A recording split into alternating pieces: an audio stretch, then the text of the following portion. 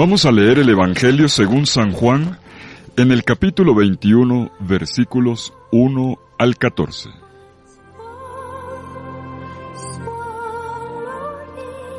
En aquel tiempo Jesús se apareció otra vez a los discípulos junto al lago de Tiberíades. Y se apareció de esta manera. Estaban juntos Simón Pedro, Tomás, apodado el Mellizo, Natanael, el de Caná de Galilea, los Zebedeos y otros 2 discípulos suyos. Simón Pedro les dice: «Me voy a pescar». Ellos contestaban: «Vamos, también nosotros contigo».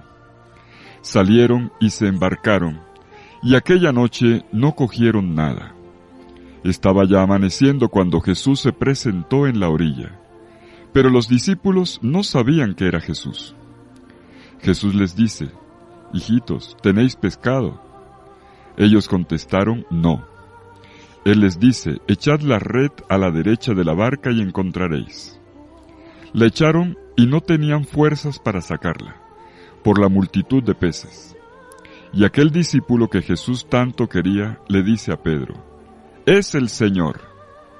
Al oír que era el Señor, Simón Pedro, que estaba desnudo, se ató la túnica y se echó al agua. Los demás discípulos se acercaron en la barca porque no distaban de tierra más que unos 100 metros, remolcando la red con peces. Al saltar a tierra, ven unas brasas con un pescado puesto encima y pan.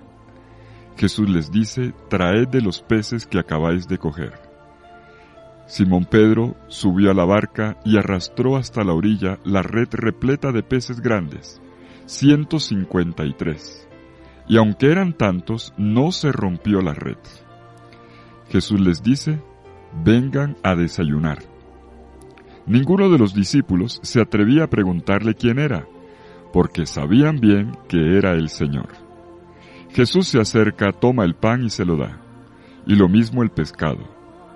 Esta fue la tercera vez que Jesús se apareció a los discípulos después de resucitar de entre los muertos. Palabra del Señor. Gloria a ti, Señor Jesús.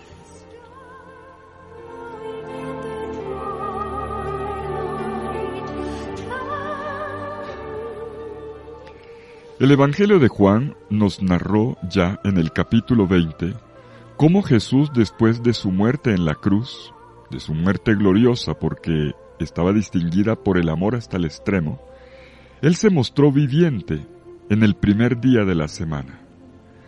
En la mañana corrieron Pedro y el discípulo amado a la tumba, a partir de la indicación que les dio María Magdalena, y luego se le apareció a la misma María Magdalena junto a la tumba. Después se les apareció a los discípulos reunidos en el cenáculo, no una vez, sino 2 veces, y siempre en domingo. Primero el mismo día de la resurrección, y luego 8 días después, a la comunidad entera en el cenáculo, cuando ya estaba presente Tomás, quien había faltado en la primera. Ahora nosotros leemos el capítulo 21 de Juan. Es un apéndice del Evangelio, que proviene de la comunidad del discípulo amado. El capítulo 21 nos narra otro encuentro de Jesús con los discípulos en el mar de Tiberíades. Como se anota en la conclusión, la que acabamos de leer, fue la tercera manifestación de Jesús a los discípulos. Las 2 primeras fueron en domingo, esta tercera un día cualquiera a la orilla del mar.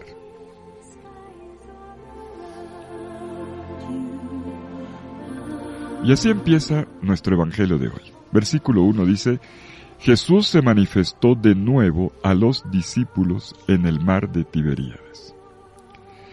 Si me permiten, me atrevería a decir que lo que ahora se narra es la resurrección de los discípulos. ¿Sí? La resurrección de los discípulos. En este relato tenemos detalles ya desde el principio que nos llevan en esta dirección interpretativa. El paso de la noche a la mañana, por lo tanto de la tiniebla a la luz. Y está acompañado por un hecho que hace posible este cambio o conversión pascual, como prefiero llamarlo, que es el paso de la ignorancia al conocimiento de Jesús, del desconocimiento al conocimiento de Cristo. En el versículo 1, en el puro comienzo, se va a decir, los discípulos no sabían que era Jesús, cuando está allí parado a la orilla del mar. Y al final termina el texto, y sabían bien quién era Jesús, y por eso no se atrevían a preguntar.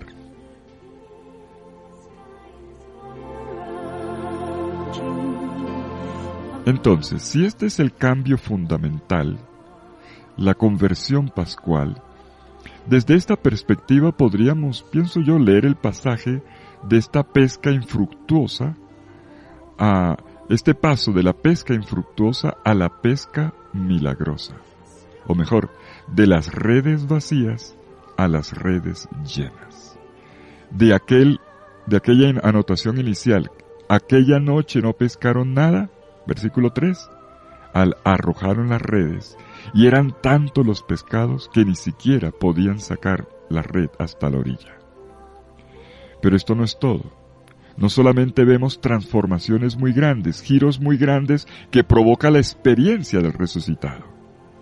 Vemos cómo se pasa de la carencia, de la falta de comida al inicio, a la participación en un desayuno en la playa, con pescado calientico, con pan calientico a la brasa, preparado por el mismo Jesús.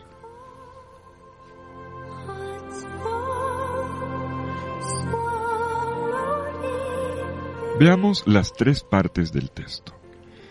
La primera es el llamado de atención sobre el hecho de que pasaron la noche en blanco, sin pescar nada. Una noche de frustración. La segunda parte, la pesca, guiada por Jesús.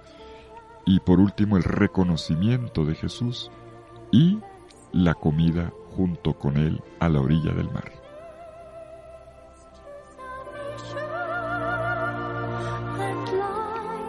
Aquella noche no pescaron nada, anota el narrador al inicio de nuestro relato. ¿Qué es lo que dice en profundidad el relato? Los discípulos ya encontraron al Señor en Jerusalén 2 veces, y siempre en día domingo. Y a pesar de estas confirmaciones de la resurrección, ellos siguen obrando como si no hubiera pasado nada. Ya Jesús resucitó, ya se les apareció, y ellos como que no resucitan, ellos siguen en las mismas. Claro, un momentico de emoción, lo encontramos, lo festejamos, pero llega la cotidianidad y ¡puf!, se desploma. Ellos tienen necesidad de encontrarlo de nuevo. Y ahora ya no importa el día. Y saben una cosa, esto tiene que ver con la fe de uno. La fe es algo que no siempre uno ya adquiere para siempre. La fe es un acontecer permanente, es un proceso que puede pasar tanto por el crecimiento continuo como también por los retrocesos o incluso las contradicciones que ponen en jaque la verdad de las experiencias que hemos vivido con el Señor.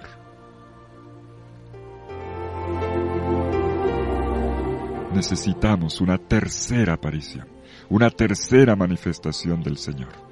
Por mucho que pensemos que ya hemos entrado en los caminos del Señor. Y en el mar de Galilea nos encontramos con este grupo de discípulos. No están los 12, bueno, estaba Judas, no están los 11 tampoco, eran 7 nada más. Simón Pedro, Tomás, el que había confesado Señor mío y Dios mío, el que le había dicho, mira, tócame, el que toca mis llagas, ese mismo. Natanael está ahí también, el primero que confesó la fe en el Evangelio el día de la vocación. Rabí, tú eres el Hijo de Dios, tú eres el Rey de Israel, había dicho ya en Juan 1:49. Tenemos un grupo de discípulos que ignorantes no eran, que sabían muy bien, quienes habían pasado por buena catequesis, tenían buena formación, y sin embargo, a la hora del té, no reconocen a Jesús, como si nada. Están los hijos de Zebedeo y otros 2 discípulos anónimos. Tenemos 7. Una comunidad cuyo número 7 indica ya una totalidad, una universalidad. Y Simón Pedro toma la iniciativa. Voy a pescar, lo dice en primera persona. Y los otros están tan desprogramados que repiten lo mismo. ¿Para dónde va Vicente? ¿Para dónde va la gente? Pues vamos nosotros también contigo, dice el versículo 3. Esta iniciativa de Pedro, este emprendimiento, voy a pescar, representa la misión de la comunidad. Recordemos que en los evangelios sinópticos esto ha sido insistido. Jesús los llamó para ser pescadores de hombres. Por lo tanto, no se puede dejar de ver aquí una insinuación muy juánica hacia la misión. Y entonces vemos cómo ellos se lanzan a mar abierto. Y aquella noche no pescaron nada. Y después de la noche entera, mucho trabajo para nada, vemos que ya comienzan a remar de regreso a la playa. Versículo 4. Cuando ya estaba amaneciendo. Tiempo de terminar la pesca. Una pesca de la que salen con las manos vacías. Y de repente, sobre la playa, estaba parado Jesús. Solo que los discípulos no lo reconocen. Lo mismo que le pasó a María Magdalena. Cuando allá junto a la tumba no reconoció a Jesús a la primera. Fue necesario aprender a leer los signos. Lo mismo ocurre aquí. Jesús toma la iniciativa, comienzan los signos, y les dice, hijitos míos, ¿no tienen nada de comer? Miren que los llama con una palabra cariñosa, paterna y materna al mismo tiempo. Tecnia, hijitos. Como si les dijera, no tengan miedo, que yo no los he abandonado, no los he dejado huérfanos. Ustedes no se han quedado sin mí. Esta es la manera como Jesús cumple su promesa, hecha en el cenáculo, durante la última cena. Yo no los voy a dejar solos, no los voy a dejar huérfanos. Juan 14:18. Y no lo reconocen porque Jesús es el mismo, pero también, a partir de la experiencia de la resurrección, no es el mismo. Es el mismo pero diferente, y hay que aprender a descubrirlo en esta nueva situación, en su estado glorioso, en este paso hacia adelante. Por eso los discípulos no lo reconocen y le responden con una frase simplona, lacónica. No tenemos nada, le dicen ellos. Y ellos admiten sus manos vacías, su carencia. Están inmersos en una situación negativa, casi sin salida. Y es aquí donde llegamos al giro del relato. En este punto, Jesús le solicita a los discípulos: lancen la red al lado derecho de la barca y van a encontrar. Versículo 6. Son palabras que requieren fe, ¿saben? Mucha fe. Después de haber trabajado una noche entera, oye, ¿tú cómo me vienes aquí a decir que todavía hay? Yo sé que no hay. Hay que tener mucha fe. Y son un mandato y también una promesa. Y Pedro y sus compañeros le hicieron caso. Obedecieron al maestro. Y apenas lo hicieron, la red se llenó, y mucho. Y sale a flote entonces otra realidad. Se dan cuenta de que son débiles. Se dan cuenta, se percatan de su debilidad y de su pobreza. Dice el texto, no tenían fuerza para jalarla. Es decir, les iba quedando grande el asunto. Y es aquí donde el discípulo amado, el único del que se había dicho antes, que había visto y había creído cuando se asomó a la tumba, este fue el que ahora entendió, se la pilló, entendió lo que estaba pasando y reconoció a Jesús. Se dio cuenta que este era el estilo y la acción de Jesús. Y entonces pegó el grito, ¡es el Señor! «O Kyrios estin», se dice en griego, «O Kyrios estin», es el Señor. Y el discípulo que se dejó amar por el Señor, el que supo de amor recibido, abrió los ojos para leer los signos y fue capaz de reconocer en ellos a Jesús. Solo el amor te da ojos para leer la presencia del amado. Y creo que podríamos, si me permiten, unir este pasaje de hoy con el de la tempestad calmada. No es lo mismo, pero podríamos hacer una conexión. Viendo aquí la perspectiva nueva que nos da la resurrección, creo que podríamos fijarnos en lo que ocurre en la tempestad calmada. La tempestad calmada no era una pesca, era una tempestad. Pero creo que nos quedamos hablando mucho de las tempestades y de los miedos que tenemos que superar y del estar juntos en la barca. Eso está bien, eso es lo que el Evangelio dice. Pero ahora tenemos que ver la otra cara de la moneda. ¿Cómo es que salimos de ahí? Y podemos contemplar la barca de la Iglesia y del mundo, donde, como dijo muy bien el Papa Francisco, todos estamos en la misma barca, navegando en medio de este extraño fluir de la historia, tan impredecible, donde nos chocamos contra imposibilidades, donde sorteamos carencias, miedos, manos vacías, muchos esfuerzos y pocos resultados que a veces nos desaniman. Y este pasaje de hoy nos da una nueva pista, una nueva luz. Cuando obramos en obediencia al Señor, cuando nos dejamos orientar por Él, podemos salir de esa noche, podemos superar estos vacíos. Y es fuerte esta conciencia con la que podemos proclamar con alegría. Es el Señor. El Señor está aquí. Él está entre nosotros. El Señor resucitado está en medio de nosotros, está presente y está haciendo una obra. Y el discípulo amado le señala a Pedro que ese que está ya parado es el Señor. Pedro era el que llevaba la barca, era el que estaba liderando el grupo, y estaba tan metido Pedro en su noche, en sus reclamos, en su rabia, que no había visto los signos de la mañana. No había visto la luz ni la presencia del Señor. Cuando uno se queda mirando solamente hacia la noche, no ve a Jesús. Y es el discípulo amado el que le dice, mira, es el Señor. Y otra vez Pedro, por segunda vez, hace caso. Esta vez a un hermano suyo de comunidad. Le hizo caso al discípulo amado y estaba desnudo, nos dice el Evangelio, y se puso rápido la túnica y se arrojó al mar. Una imagen muy bonita que ha sido leída por los padres de la iglesia, la patrística. Un Pedro que se arroja al agua como si fuera un bautismo, inmerso dentro del agua para volver a salir de ella como una criatura nueva.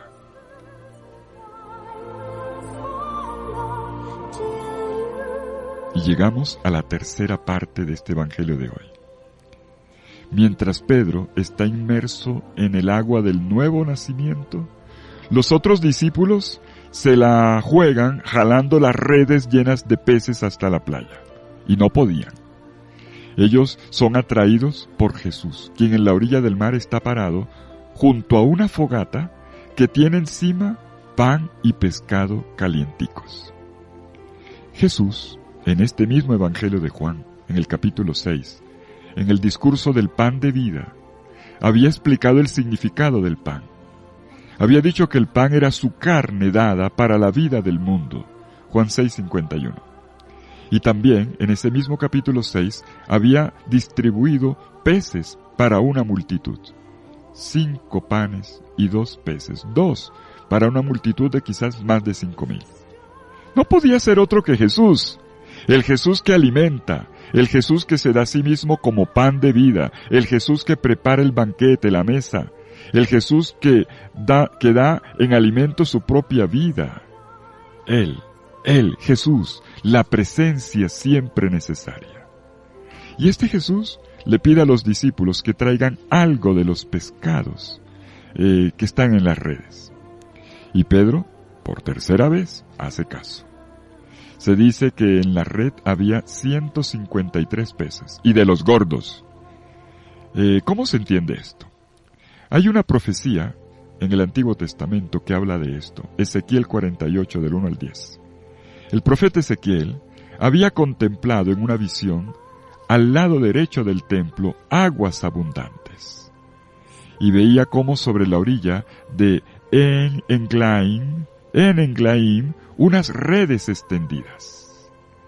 El número 153 podría ser un topónimo de este En Englaim.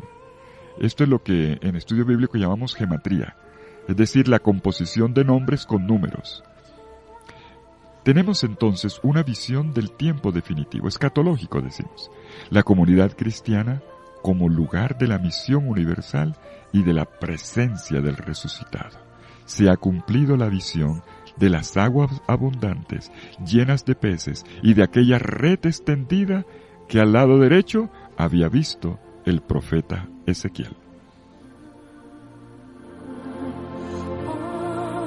San Jerónimo, el gran Jerónimo de Estridón, del cual estamos celebrando 1600 años de su muerte, interpretaba este número de los 153 pescados como un símbolo de todas las naciones de la tierra.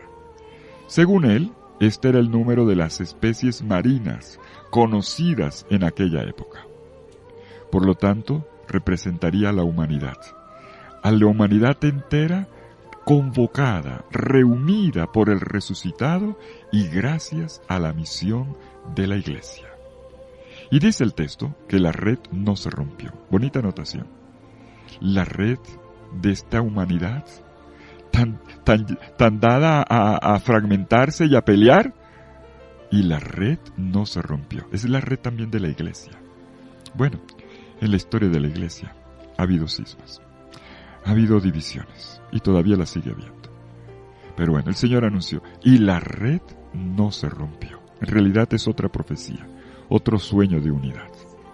Y termina el texto diciendo que ninguno se atrevía a preguntar quién era Jesús. Ellos sabían, han pasado del desconocimiento al reconocimiento del resucitado. Nuestro texto reposa con la invitación a desayunar. Es hora de desayunar con Jesús. Los invita a comer y viene, dice el texto, viene, en griego ergetai. Versículo 13, el mismo verbo que se ha utilizado antes para las apariciones del resucitado en 2019, en 2026, y el Señor vino. Es un verbo muy del resucitado. Y Jesús hace el gesto eucarístico, toma el pan y se los da. Son verbos que nos recuerdan la Eucaristía. Los discípulos son invitados a formar un solo cuerpo con Jesús. Uno solo. Un encuentro con el resucitado que nos muestra el camino de una experiencia pascual que podemos hacer tú y yo en el día de hoy. Un camino que nos revela que hay un único Señor, una única Eucaristía, una única fe en el Señor Jesús. Un texto que nos dice que podemos salir de la noche, que estamos juntos en la barca, sí, pero que a veces no salimos con nada, y que el Señor ahora, no dentro de la barca, desde la orilla, nos invita a salir a flote, a salir a la orilla, resucitados, transformados, con las redes llenas. Y Jesús llenó las redes. Lo hizo en aquella ocasión y lo va a hacer también hoy, sacándonos de la noche, dándonos fuerzas para remar hasta la orilla, hasta el encuentro con Él y desayunar con Él, comer juntos, recibiendo su vida, recibiendo la entrega que nos da de su existencia plena, muerte y resucitada, para que vivamos en plenitud. ¡Feliz día para todos!